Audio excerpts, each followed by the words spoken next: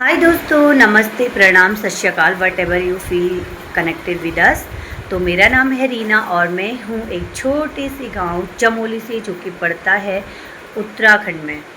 तो जैसे कि आप सभी लोगों को पता है कि पहले मैं अपने यूट्यूब चैनल के माध्यम से कई फील्डों में वीडियो बना चुकी हूँ, लेकिन उन कई फील्डों में मुझे सेटिस्फाइड नहीं मिला और फिर मैंने बंद कर दिया। तो अब फिर से मैंने डिसाइड किया है कि जिस चीज़ में मुझे खुशी मिलती है वो चीज़ मैं आप लोगों को दिखाने का प्रयास करूँगी।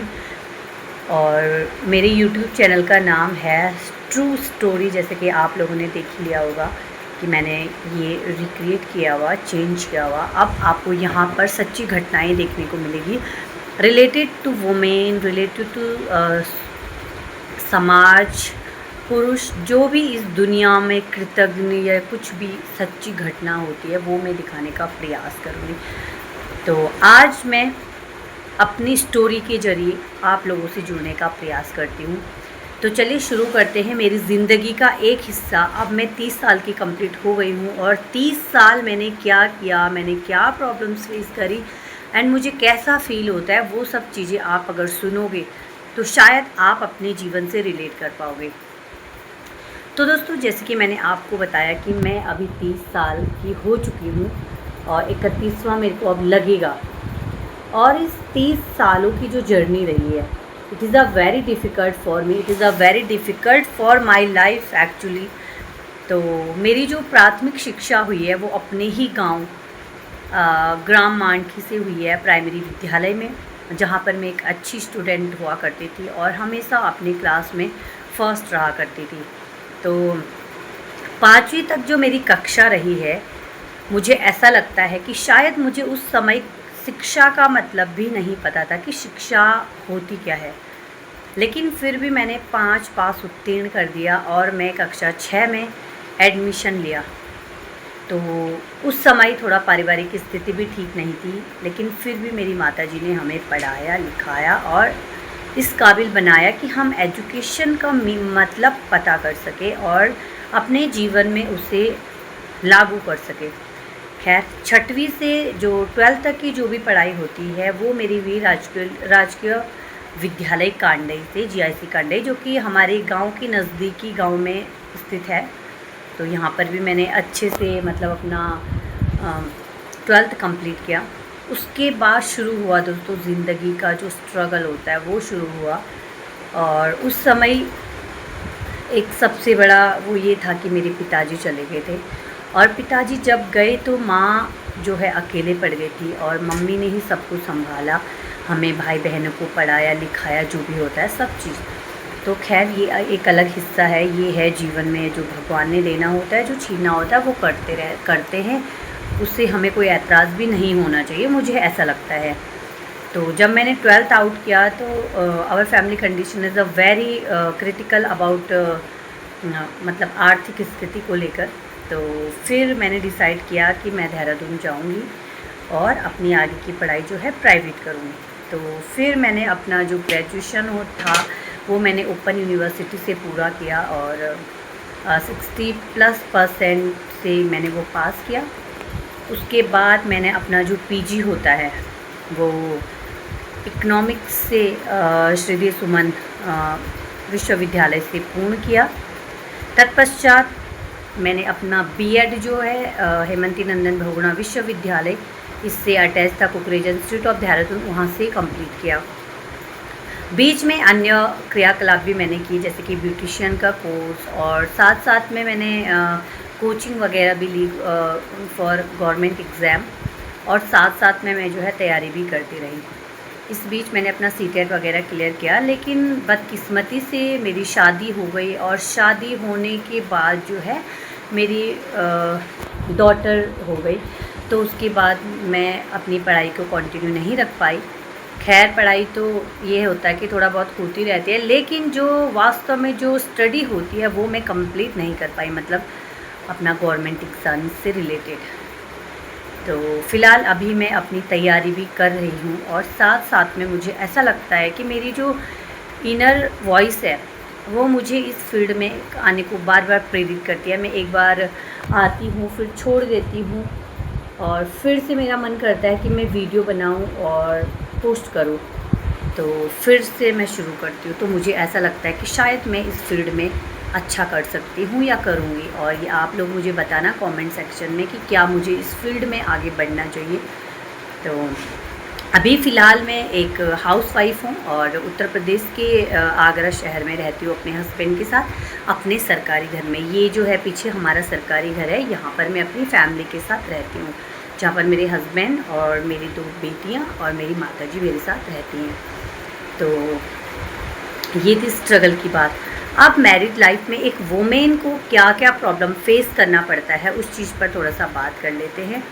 क्योंकि एक महिला होने के नाते और इतनी अच्छी एजुकेशन लेने के बाद भी मैं अगर इतनी प्रॉब्लम फेस करती हूँ, तो मुझे ऐसा लगता है कि जो महिलाएं नॉर्मल लाइफ में जीती होंगी या फिर जिनके हस्बैंड की जॉब नहीं होती होगी या मेरे जैसी जो बेचारी होती है, मतलब जिन्होंने इतनी सारी डिग्रीज़ ले रखी है लेकिन फिर भी अनएम्प्लॉयड है, तो उनको कैसा फ़ील होता होगा। तो दोस्तों मैं सबसे पहले अपनी बात रखना चाहूँगी और मुझे ऐसा लगता है कि मैं एक महिला हूँ और महिला होने के नाते जो भी मैंने अपनी लाइफ में डिसीजंस लिए, मुझे लगता है कि कई बार वो डिसीजन बहुत गलत है। जैसे कि शादी करना, मुझे ऐसा लगता है कि अगर मैं शादी से पहले अपनी प्रिपरेशन जारी रखती तो शायद मैं आज किसी अच्छे फील्ड में होती। लेकिन खैर कोई बात नहीं, वो भी भगवान जी ने कुछ रचना करी होगी तभी शादी हुई है। तो अब मुझे इस चीज़ को लेके इतना गिल्ट फील होता है, कभी कभी मैं सोचती हूँ कि काश मैंने शादी से पहले अपनी गवर्नमेंट जॉब क्लियर करी होती तो शायद मैं आज एक अच्छी लाइफ जी रही होती। अच्छी लाइफ का मतलब दोस्तों ये नहीं होता है कि आपके पास बहुत सारे कपड़े हो या फिर आपके पास बहुत सारी लग्जरीज गाड़ी हो। ये सब मेरे पास अभी भी है और इन चीज़ों को लेकर मैं ये नहीं बोलती कि इन सब चीज़ों से बहुत अच्छी लाइफ हो सकती है। नहीं, मुझे ये मेरा पर्सनली एक्सपीरियंस है कि अच्छे कपड़े पहनने से, अच्छी गाड़ियाँ रखने से कोई अच्छी लाइफस्टाइल नहीं होती है। मुझे ऐसा लगता है कि if you have a silence mind, मतलब आपके पास एक शांत वातावरण होना चाहिए। और उस शांत वातावरण को कैसे क्रिएट करना है, अपने बच्चों के लिए आप क्या कर सकते हो, अपने बच्चों को आप कितना टाइम दे पाते हो, वो सारी चीज़ें मेरे लिए मैटर करती है एक बेटर लाइफस्टाइल। क्योंकि मुझे लगता है कि हर माँ ऐसा सोचती होगी कि जैसा मेरा ज़िंदगी है वैसे मेरे बच्चों का ज़िंदगी बिल्कुल नहीं हुआ, वो हुआ होगा या होगा।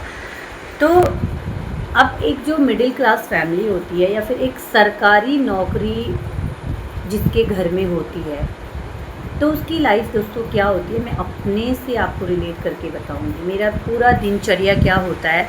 I am very suffocated in this house. मुझे ऐसा फील होता है कि जैसे मैं घुट घुट के यहाँ पर जी रही हूँ। और ऐसा नहीं है कि मेरे हस्बैंड अच्छे नहीं हैं या मुझे प्यार नहीं करते, ये सब इसका मतलब नहीं है, बल्कि मुझे खुद से ही इस घर में घुटन होती है। मुझे ऐसा लगता है कि मुझे यहाँ से बाहर निकालना है and I want do something for my self. मैंने जो सोचा था वो मैं करना चाहती हूँ लेकिन मैं कर नहीं पाती, तो मुझे बहुत सफोकेटेड फील होता है। क्योंकि हर रोज़ का जो लाइफस्टाइल होता है वो क्या होता है दोस्तों, सुबह उठना है 5, साढ़े 5, 6 बजे आप जितना भी उठ रहे हो and you are just starting from drinking water and drinking tea. हमने चाय बनाया, चाय पिया, सबको सर्व किया, चाय पानी जो भी होता है वटेवर। उसके बाद हमने बच्चे स्कूल जाने वाले हैं तो उनके लिए ब्रेकफास्ट वगैरह बनाया, हस्बैंड के लिए ब्रेकफास्ट वगैरह बनाया। और ये सारा कंप्लीट होने के बाद वही झाड़ू पोछा करना, कपड़े धोना, बर्तन मांजना, दैट्स इट। तो कुछ महिलाएं होती हैं कि जिनको इसी सब में सेटिस्फेक्शन मिलता है, लेकिन कुछ महिलाएं मुझे लगता है मेरी जैसे ऐसे भी होंगी जो इस ज़िंदगी से सेटिस्फेक्शन नहीं होंगी। क्योंकि हमें खुद से ऐसा लगता है कि यार हमें भी कुछ करना चाहिए इस जहाँ पर लोग इतना कुछ कर रहे हैं और हम अंदर ही अंदर सोचते तो बहुत कुछ है कि हमें करना चाहिए, but still we can't do it. क्योंकि हमारे पास ऐसे संसाधन नहीं है और हम ये चीज़ अफोर्ड नहीं कर पाते। और कई बार तो मुझे ऐसे सोचना पड़ता है कि मैं अब किताब खोलूँ तो कैसे पढूँ। तो जैसे कि अभी भी आप देख पा रहे होंगे कि यहाँ पर मैंने अपनी बुक्स रखी हुई, मैं अभी भी अपनी प्रिपरेशन करती हूँ, लेकिन नहीं हो पाते दोस्तों, प्रॉपर नहीं हो पाते। और मैं इस चीज़ को लेकर बहुत ज़्यादा परेशान हो जाती हूँ कि मैं कैसे करूँ। क्योंकि मेरी दोनों बेटियां जो हैं वो बहुत छोटी हैं, और एक 2 साल की है और एक 2 साल की भी नहीं हुई अभी, मतलब अक्टूबर में हो जाएगी। और बड़ी बेटी मेरी 3 साल की है। और मेरे हस्बैंड मतलब अच्छे हैं, लेकिन वो भी मेरी जो नीड है उसको नहीं समझते हैं कि मतलब मुझे क्या चाहिए। वो बोलते हैं कि आपके पास सब कुछ तो है, आपको क्या चाहिए। मुझे जो चाहिए वास्तव में वो नहीं मिलता है। और मुझे ऐसा लगता है कि एक वाइफ़ के लिए सबसे ज़्यादा ज़रूरी होता है emotional support. And if your husband is a very supporting for you, तो आप कुछ भी कर सकते हो। लेकिन अगर आपका पति सिर्फ़ और सिर्फ पैसा देखता है कि आपके पास पैसा है, what ever you can buy what ever you want by, but एक जो हमारा दिल होता है, मुझे ऐसा लगता है कि every women want time and emotion support, कि हाँ हमें कोई पूछे। लेकिन ज़्यादातर 90% हस्बैंड लोग क्या होते हैं, कभी पूछते नहीं हैं। उन्हें ऐसा लगता है कि भाई खुश होगी, घर में खा रही है, पी रही है, बच्चे संभाल रही है, दैट्स इट, यही लाइफ है। लेकिन भाई मैं उन सभी हस्बैंडों को बोलना चाहती हूँ कि भाई ये ज़िंदगी नहीं है, हम लोगों की भी कुछ नीड्स होती हैं। एंड नीड्स का मतलब ये नहीं है कि हमें रोज़ घूमना है, रोज़ फिरना है, हमें अच्छा खाना है, ऐसा नहीं होता है। एक महिला जो होती है बहुत ब्रेक डाउन फील करती है जब वो बच्चों को अकेले संभालती है, 24 घंटे उनके साथ टाइम स्पेंड करती है। तो she is a very lowest past in our life कि हाँ भाई हमें भी किसी की ज़रूरत है। और कुछ हस्बैंड लोग अच्छे भी होते हैं कि जो सपोर्ट करते हैं, लेकिन कुछ लोग ऐसे होते हैं कि नहीं, that is your work and you can handle it. भाई जब हम हर समय आपका साथ देते हैं, हम हर समय आपको सपोर्ट करते हैं, आपके लिए सुबह उठते हैं, ब्रेकफास्ट रेडी करते हैं, आपके कपड़े धोते हैं, तब आपको ये क्यों नहीं सोचता है कि भाई हाँ इसको भी हमारी ज़रूरत हो सकती है। दोस्तों मेरे जो ये ऐसे बाल दिख रहे हैं आपको, ये ऐसे ही नहीं है, ये हैं क्योंकि समय का अभाव इतना ज़्यादा होता है। किस लड़की को सजना संवरना अच्छा नहीं लगता है। भाई कुछ हस्बैंडों की वो होती है कि भाई आजकल की जो महिलाएं होती है वो तो बिंदी नहीं लगाती, सिंदूर नहीं लगाती, या फिर बाल नहीं बनाती। तो मैं उन हस्बैंडों को पूछना चाहती हूँ कि भाई आप कितना समय देते हो अपनी वाइफ को कि वो मेकअप कर सके या वो अच्छे से बन ठन कर रह सके, है ना। क्योंकि जब भी हमारा टाइम होता है तभी बच्चे हो जाते हैं, तभी लंच बनाने का टाइम हो जाता है, ब्रेकफास्ट बनाने का समय हो जाता है और डिनर बनाने का समय हो जाता है। तो कब आपकी महिला जो है सवरे, है ना। तो ये है सेकंड पार्ट। तो इससे आगे की बात करते हैं रिस्पॉन्सिबिलिटीज़। तो एक ऐसा नहीं है कि केवल एक पुरुष के पास ही रिस्पॉन्सिबिलिटीज़ होती हैं, हम महिलाओं के पास भी बहुत सारी रिस्पॉन्सिबिलिटीज़ होती है और हमें भी टेंशन होता है। भाई कुछ लोग सोचते हैं कि भाई पति के पैसों पे पल रही है, उसको तो क्या ही टेंशन होगी। भाई नहीं, ऐसा नहीं होता है, हमारी लाइफ में भी बहुत ज़्यादा टेंशन होती है। And we are also very worried about our childrens and families also माइकाज पार्ट। और हमें अपने मायके की भी और ससुराल की भी टेंशन होती है। और इस कलयुग में तो अपने बच्चों की बहुत ज़्यादा टेंशन होती है। भाई बच्चे स्कूल जा रहे, बाहर जा रहे, पता नहीं कब क्या हो जाए, क्या घटना हो जाए। तो we can not properly focus on our daily life. तो ये भी है। तो दोस्तों जो महिला होती है ना, मुझे लगता है कि वो बहुत ज़्यादा अपने आप को कंट्रोल करती है, अपने आप को कंट्रोल करना वो जानती है कि मुझे अपने आप को कितना कंट्रोल करना है। तो भाई मैं एक ही चीज़ बोलना चाहती हूँ महिलाओं आपको कि अपने आप को कंट्रोल मत करो, कंट्रोल करके कोई फ़ायदा नहीं है। क्योंकि मैंने भी ये चीज़ देखी है कि आप किसको कितना प्यार करते हो कि ये कोई भी वो नहीं है। प्यार करना है लेकिन लिमिटेड। मुझे लगता है कि आपको इतना प्यार कोई नहीं दे सकता जितना आप सामने वाले को देते हो। और ये रिटर्न हमें जो मिलता है ना, वो जैसे आप किसी को 50% गिव अप करते हो तो उसका 5% भी आपको रिटर्न नहीं मिलता है। That is the reality of life and reality of every relationship. मैंने भी ये चीज़ें करके देखी हैं और मुझे भी काफ़ी कुछ चीज़ों में ऐसा लगता है कि मैं अपने हस्बैंड से ज़्यादा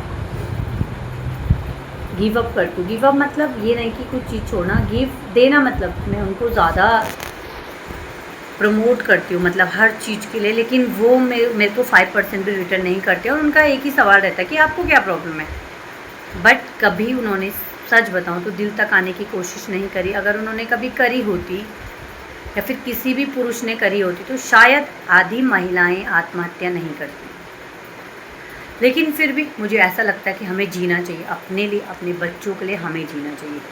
वी शुड लीव। तो भगवान ने एक ही ज़िंदगी दी है, इस ज़िंदगी को जीना है, इस ज़िंदगी को हारना तो बिल्कुल नहीं है। तो ये था एक पार्ट।